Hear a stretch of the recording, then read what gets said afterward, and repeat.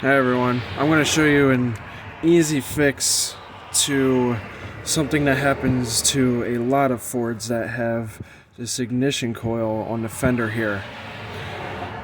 So if you got a no crank, no start issue, and you either hear the ignition solenoid here going drrrr, or if you just hear a click, and then you can sometimes even see a spark coming out from the positive terminal here. Most times, of what I've seen, is that this positive wire right here is either just petrified and it's bad, or the wire underneath here is all corroded. So what's happening is that all that corrosion is causing the resistance to increase so much that you're not even getting juice to the battery and then starting the vehicle up.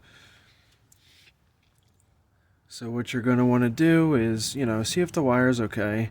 If it's junk, just replace it. It costs like $10-15 to replace one of these. And or if the wire's good, what you can do is take the wire out from this terminal, snip it back a bit, get that corroded junk out of there, and then strip some of the insulation back, put it back in, and then most times what will happen is that that's just the problem, and then you're gonna start up right away like nothing ever happened. And another thing you can tell if the resistance is increased so much this wire is bad, or you just got a bunch of corrosion up here, you'll try to jump the ignition, that solenoid there, and it's not going to do anything. Like, you're not going to get a spark, nothing.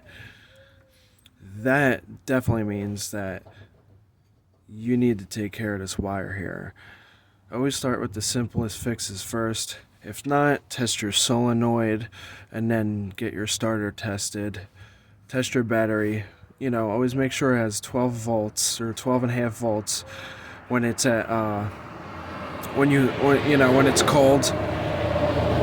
But yeah, it's a very common issue with Fords, and hopefully that'll save you some time, some money, and yeah, have fun.